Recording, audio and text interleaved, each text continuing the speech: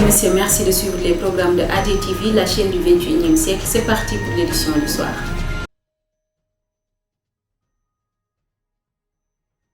À la une de ce lundi 83e Dakar de Médina Gounass, le comité d'organisation salue la mobilisation des services de l'État et puis les collectivités territoriales décrètent 120 heures de grève à suivre dans ce journal.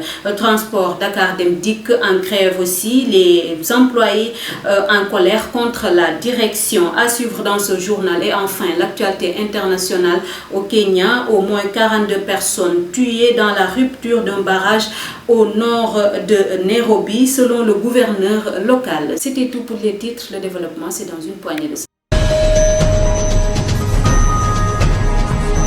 Bonsoir à toutes et à tous. Triste nouvelle que nous allons démarrer ce journal. Cheikh Tahirou Doucouré n'est plus le khalife général de la famille Doucouré de Malicounda, a rendu l'âme ce dimanche 28 avril 2024. Il était âgé de 97 ans. Renseigne un membre de la famille. Il était professeur des sciences islamiques et a été le premier membre d'une famille religieuse au Sénégal à être nommé ministre chargé des affaires religieuses par le président Senghor. Je vous le disais tantôt dans les titres, le comité d'organisation de la 83e édition du Dakar de Médina Gounass Sud-Est, par la voix de son vice-président Cheikh Ahmed Tidiane Kébé, a salué dimanche la mobilisation et la présence sur le terrain de tous les services de l'État engagés dans l'organisation de cet événement religieux.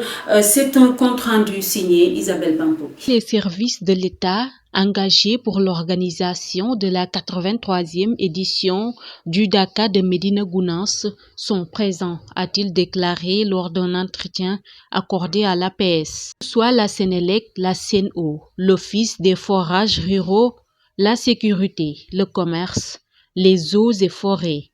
Tous ces services sont présents et s'acquittent bien de leurs tâches, a-t-il magnifié Monsieur Kébé s'est réjoui du fait que les autorités étatiques ont respecté tous les engagements pris lors des réunions préparatoires tenues avec le comité d'organisation. Le Dakar a démarré samedi et pourtant tout se passe très bien. La Sénélec a renforcé l'éclairage en procédant à des extensions en tenant compte de la sécurité. S'est-il félicité. Concernant l'approvisionnement en eau, on a eu quelques soucis par rapport à un forage qui a démarré tardivement, a-t-il signalé, assurant que les techniciens sont en train d'y apporter une solution en attendant. L'eau est distribuée aux pèlerins grâce à des camions citernes positionnés à des endroits stratégiques de la cité religieuse, a-t-il souligné. La protection littorale de Dakar est une priorité absolue du nouveau régime. C'est ce qu'a laissé entendre Pierre Goudiaby Atepa, invité de l'émission Point de vue sur la RTS dimanche. Atepa, architecte et homme d'affaires, a abordé ce sujet qui lui tient particulièrement à cœur, selon lui, avec l'avènement du nouveau régime dirigé par le président Bassirou Diomaye Diakhar Faye et son premier ministre Ousmane Sonko. Il devrait avoir un arrêt des accaparements et des constructions anarchiques le long de la corniche. Isabelle Bambo qui nous en dit plus. Ainsi, Atepa a exprimé son attente de voir des actions concrètes de la part du gouvernement en tant que défenseur du littoral. Il attend en particulier les actions promises par le premier ministre Ousmane Sonko. C'est dans ce sens qu'il a déclaré. Ousmane Sonko avait promis de tout raser, bien sûr. Il n'est pas possible de tout raser, mais néanmoins, ils ont déjà arrêté toutes les constructions sur le littoral le long de la corniche. comme il a dénoncé depuis les années. Pierre Goudiaby s'est indigné de l'accaparement de la corniche qui, d'après lui, se déroule au détriment des citoyens sénégalais. Il a expliqué: savez-vous que ceci passe? Je le dénonce depuis 35 à 40 ans. Les gens achètent les terrains qui appartiennent en réalité à tout le monde, car le domaine public maritime est pour tous. Ils les achètent à 2450 francs le mètre carré, puis obtiennent un bail. Ensuite, ils organisent le déclassement de ces terrains, c'est-à-dire qu'ils obtiennent un titre foncier à partir du bail. Ils amènent ces titres fonciers à la banque et obtiennent 1 million de francs CFA par mètre carré. Enfin, ils redevendent ces terrains à 1,5 million de francs CFA le mètre carré. C'est scandaleux. Tout cela fait au détriment des citoyens, a-t-il déclaré avec indignation.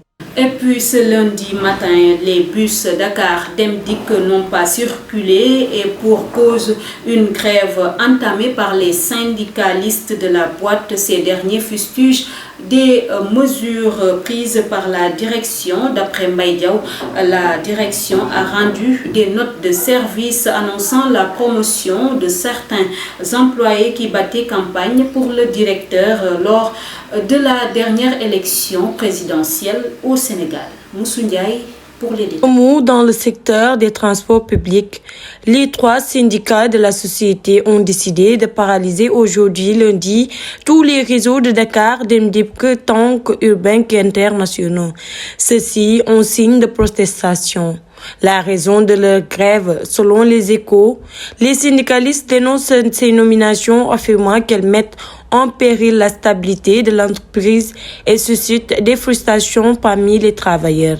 D'après Diata Fall, délégué du personnel du secrétaire général du syndicat démocratique des travailleurs de Dakar, Dem Dik, ces actions du directeur général créent un climat de désarroi, voire de sabotage, ajoutant que sa gestion est également critiquée.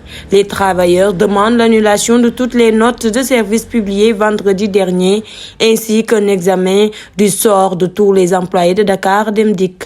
Les usagers, quant à eux, sont pris au dépourvu par cette grève et expriment leur mécontentement en réclamant le remboursement de leurs frais de transport. Et puis les travailleurs des collectivités territoriales du Sénégal ont décidé de poursuivre leur combat jusqu'à la satisfaction totale de leurs revendications et autres droits légaux.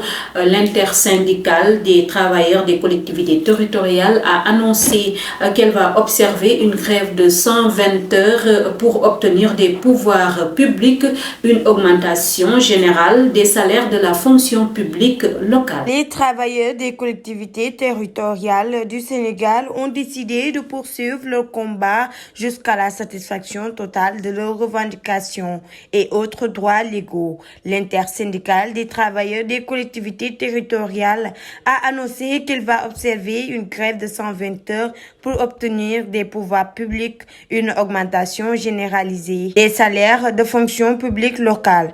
Dans un communiqué rendu public dimanche, les grévistes informent qu'ils ont reconduit leur mot d'ordre de grève pour 120 heures supplémentaires les lundis 29, mardi 30 avril 2024 et les jeudis 2 et vendredi 3 mai 2024, le mercredi 1er mai, journée internationale du travail. En mouvement d'humeur depuis près de 2 ans maintenant, l'intersyndicale veut ainsi maintenir la pression sur les nouvelles autorités après un bras de fer avec le régime sortant. Actualité internationale à présent, au moins 42 personnes sont mortes au Kenya après la rupture d'un barrage au nord de la capitale Nairobi, a indiqué à l'agence France Presse le gouverneur local, alors que le pays est balayé par des pluies diluviennes aux conséquences meurtrières. 42 morts, c'est le bilan provisoire. Il y en a d'autres prisonniers debout que nous efforçons de retrouver. refusé, a déclaré le gouverneur du Nakuru, Kunti Suzanne Kiraki. Enfin, au Burkina Faso, une proposition de loi portant sur la convocation d'assises nationales devant déterminer à la suite a donné à la période de transition qui s'achève le 1er juillet, a été adoptée ce vendredi par l'Assemblée législative de transition ALT du Burkina Faso. La proposition a été votée à l'unanimité des 71 députés de l'Assemblée nationale. Merci beaucoup Isabelle Bampouki. Merci mesdames et messieurs, chers internautes de la ADTV, la chaîne du 21e siècle, de nous avoir suivis. Excellente fin de soirée.